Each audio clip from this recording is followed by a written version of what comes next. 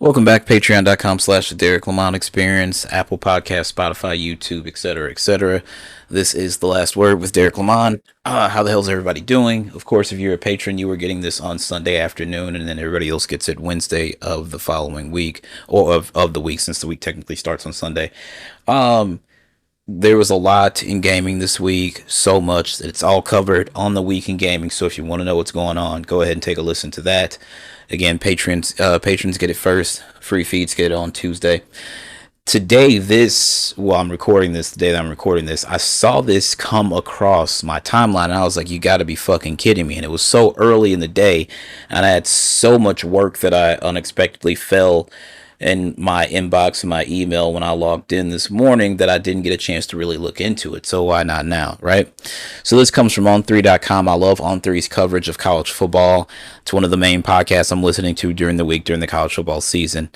What's going on is college football playoff. It is going to expand again. We've heard, and when we went from 4 to 12, it's like, okay, and then everybody's like, no, these 12 teams aren't the best teams, and this, that, and the third. And it's because the reason everybody's like, well, this is the best team, this is the best team. Well, if we played their schedule, college football and college sports in general, they're based on rankings. Hey, I know that they have a better record than this team, but they play in what we perceive to be a better conference, so we're going to say they're the better team. Well, I think if this team played in this league, they would be much better. So even though they have more losses than this team, I think that they're the fifth ranked team in the country, and so on and so forth. When Indiana and I think it was SMU lost to open the college football playoff, everybody's like, see, this is stupid. These teams don't belong here, blah, blah, blah, blah. Alabama should be in. Ole Miss should be in. Well, guess what? Alabama and Ole Miss didn't win enough games to get in. Point blank, period. Let's just call a spade a spade. I think there's the Alabama fatigue because they were on top for so long.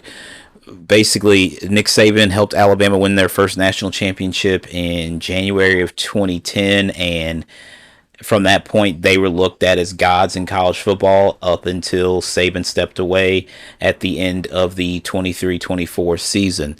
So here we are, May of 2025, going into the 25-26 season here in a few months. And apparently the potential 16 college football playoff bracket gaining support in the Big Ten and SEC. Well, go figure, because those are the, quote, premier leagues in college football. It says a potential 16-team college football bracket is growing Big Ten and SEC support after an in-person meeting. Yahoo Sports' Ross Dellinger reported Power Conference commissioners met Thursday in New York, and future CFP formats were part of the discussions. The 16-team bracket would include 4 automatic bids for each of the SEC and Big Ten, according to Dellinger. The ACC and Big 12 would get 2 spots each, while the group of 6 would get 1. There would also be 3 at-large spots. In addition, as Dellinger previously reported, interleague playing games could also be in the cards at the end of the year. That will put the third-place team in a conference against the sixth-place team, as well as the fourth-place team against the fifth-place team. More games, more TV money. That's what this tells me. Also, the calendar must change at this point. It has to change at this point, because these are still students. They still have to some of them are still taking classes, earning a degree. There are, handful of guys on the team who basically know that they're going to the league and it is what it is, but they still got to stay eligible. You have to change the calendar because of NIL money and the transfer portal and stuff like that. Conference championship, probably move the Heisman as well. They don't want to interfere in anybody else's backyard. They need to be, essentially, there's this understanding that Friday night was for high school football, Saturdays for college football, and Sunday was for the NFL. And they don't want to start mixing in each other's backyard, right? So the calendar is going to change if we're going to go to 16 teams and if we're going to have these play-in games as well. There's growing Big Ten SEC support. We went over that already. ESPN's Pete Thamel also reported the focus is on a 16-team college football playoff, which will begin in 2026. That's when the current agreement with ESPN ends, although an extension would also kick in at the end of the deal. Quote, I would say that 16 is becoming more preferred, as source told Thamel. It seems like 16 may be the preferred number, but there's no format decision. I'm going to pause right there. 16 teams in the college football playoff when the NFL only puts, 13 in at this point? Something like that? I don't remember. No decisions were made Thursday, but one could come in the next couple of months. Both the Big Ten and SEC, which play central roles in deciding college football's playoff future, hold their annual spring meetings this month. Potential CFP changes are also expected to impact the SEC's conversations about a possible 9-game schedule, which is also set to be discussed in Destin. The 2024 season marked the first of the 12-team college football playoff, which included games at campus sites and byes for the 4 highest-ranked conference champions. With 1 year of the new format in the books, conversations started about whether it could change in the coming years. CFP Executive Director Rich Clark said commissioners have explored, quote, ideas for future formats in previous meetings. Playoff games, more college football games, it means more TV money, and somebody's going to pony up that money. All the networks. ESPN's going to come to bat with something a big deal. NBC is going to want in on that. CBS. Everybody's going to want in. TNT with Max and the streaming services. I would not be surprised if Amazon ponies up some money to get in on this. They don't want to be left out of anything, right? Disney's got a pretty big checkbook, so they're going to make sure ABC and ESPN are there for it. It's the rest of them. Amazon's got big money. ABC Universal essentially lost WWE Raw to Netflix. I wouldn't be surprised if Netflix ponied up some money, because they've been ponying up a lot of money for live things. NFL football on Thanksgiving and then on Christmas as well. So it's going to get very, very interesting. In March, Big 12 Commissioner Brett Yormark expressed his support for the current 12-team college football playoff. When it comes to automatic qualifiers, he warned of a, quote, potential artificial championship.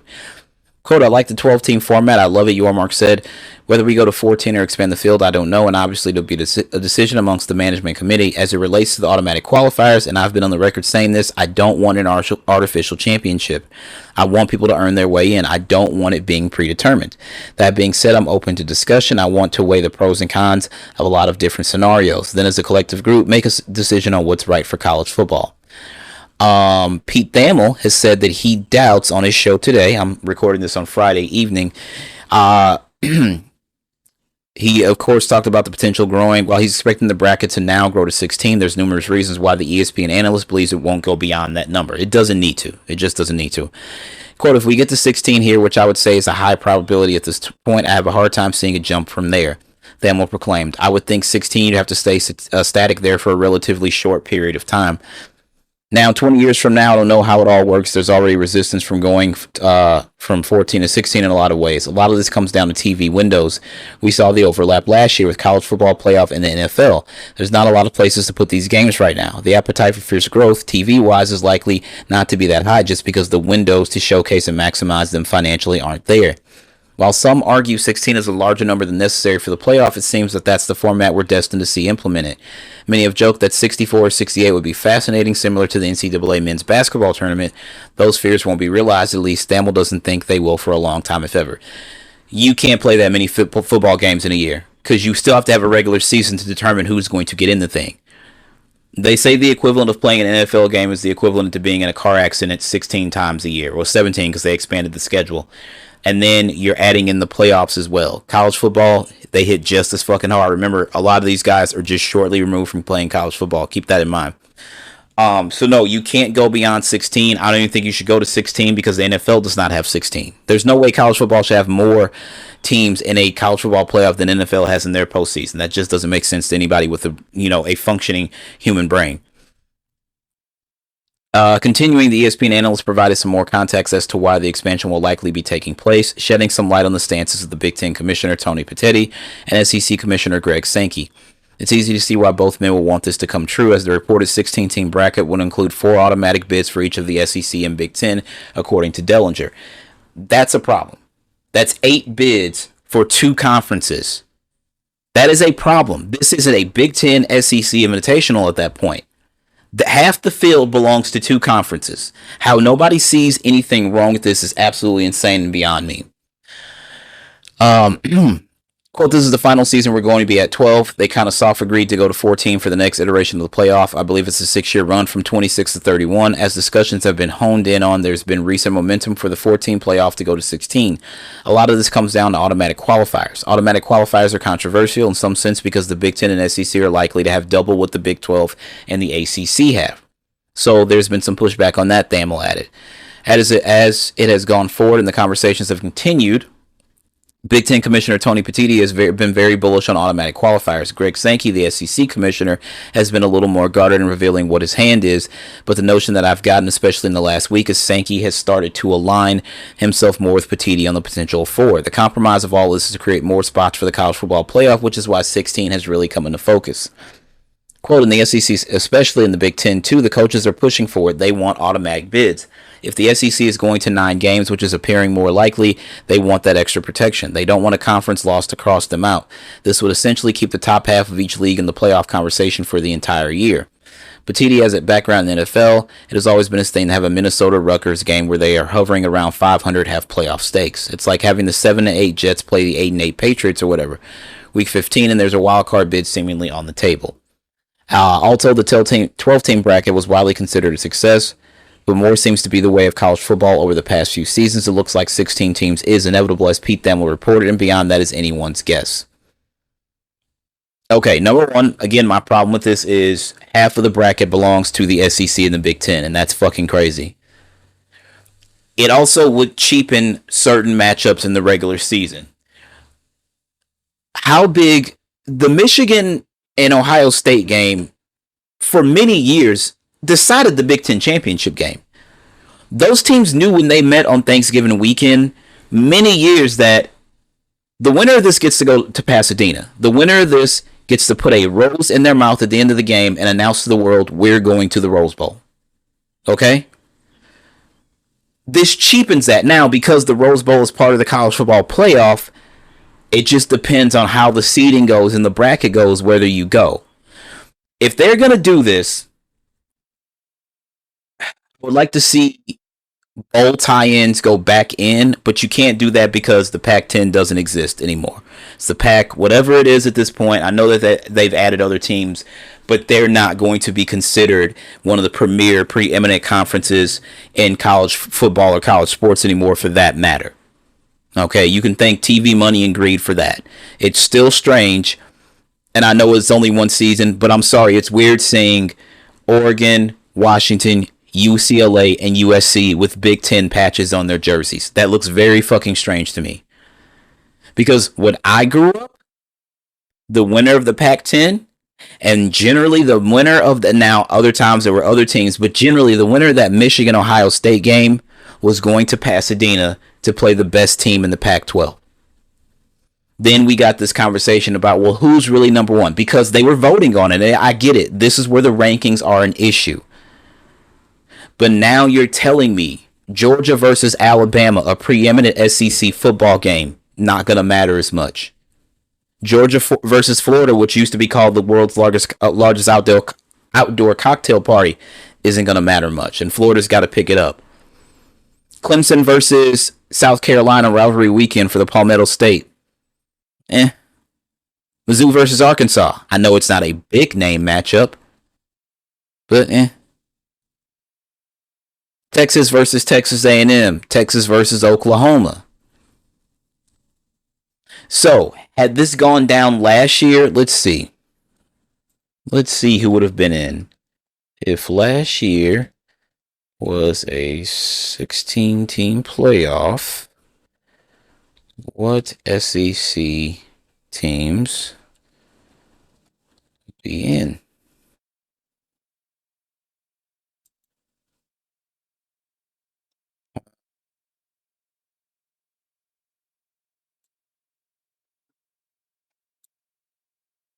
Oh, this is if the FCS format was used. This is a very interesting graphic. Oklahoma would have been in. That's crazy. Mizzou, Oklahoma.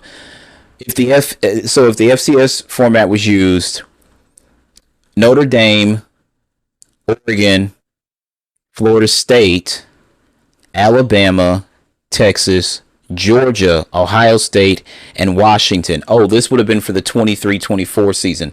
These would have been the buys.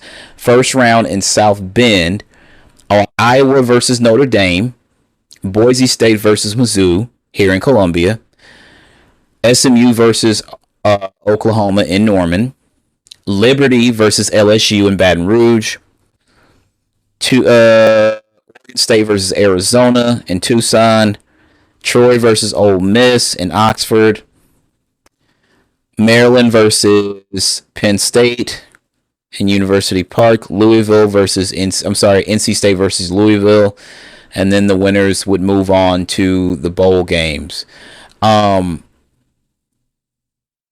Florida State, Alabama in the Peach Bowl.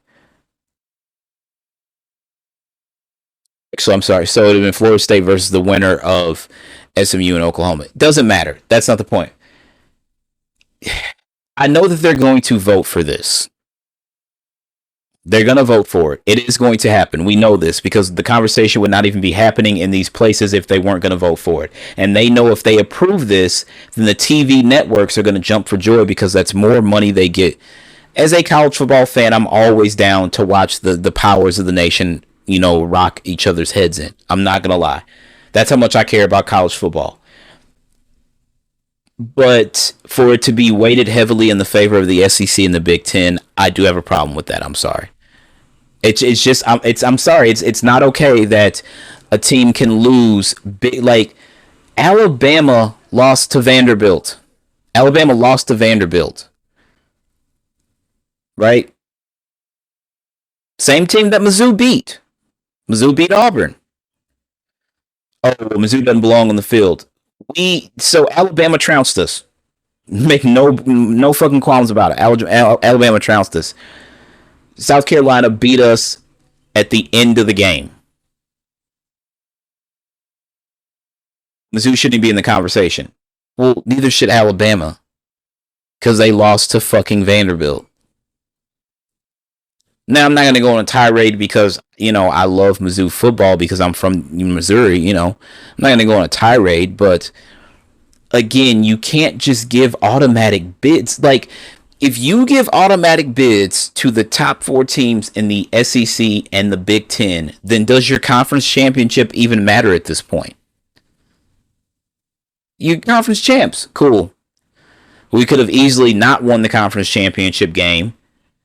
Therefore, we could have easily not qualified for the conference championship game. Therefore, not having to play an extra game, so we would get extra rest, and we would still have a shot to play for a national championship. Because, correct me if I'm wrong, Oregon went wire to wire undefeated until they got to the Rose Bowl and lost to Ohio State and got whopped by Ohio State, right? But that Ohio State team was motivated by the fact that Michigan came into their house, beat their ass, and then attempted to plant their flag in the middle of their field. And from that point on, Ohio State was on a fucking mission, right? But tell me how Oregon can go undefeated in the regular season, win the Big Ten championship game, and then their reward for that is playing an Ohio State team who they had already beaten earlier in the season, who was red hot, who just beat a team from Knoxville coming up into Columbus and beating the dog shit out of them on campus. Congratulations, you went undefeated. You get to play in the Rose Bowl. It was essentially a classic Rose Bowl matchup. Former Big Ten team versus former Pac or current Big Ten teams, but one of them used to be a Pac-10 team. So we got a classic Rose Bowl matchup in theory. But there's no way that should have been Oregon's draw. No way. No way whatsoever. And I know a lot of people are in favor of fixing this so that the Rose Bowl is the national championship game. And I am not opposed to that because it is the granddaddy of them all. It's the reason we have the Sugar Bowl, the Orange Bowl, the Fiesta Bowl, the Peach Bowl, and every other goddamn bowl. And it is also the reason we have the Super Bowl. The Rose Bowl is the first of all bowl games. So it deserves to be the national championship game. However, they have that vaunted spot on New Year's Day. And in order to play a college football championship on New Year's Day, the season's got to start much earlier if you're going to keep the playoff. Also, what you would have to do is elevate another bowl to a New Year's Six bowl status. What is the next one? The Gator Bowl? I don't think anybody wants the Tax Slayer Gator Bowl. Like, they would have to change. Sponsorship would be very important. I don't know. I don't know. I'm just not. I'm not mad at more football. Don't get me fucking wrong.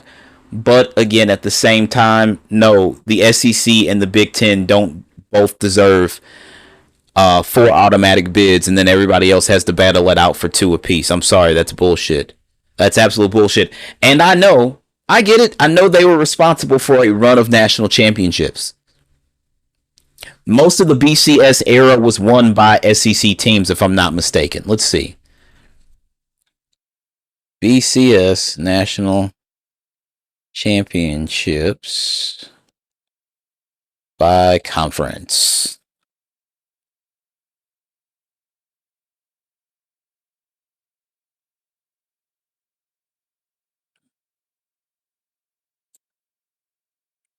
I was breaking down all their. No, I want the BCS winners.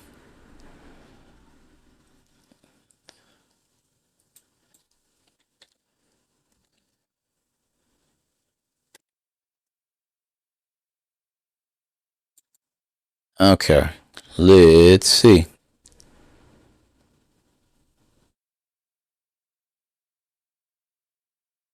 The SEC.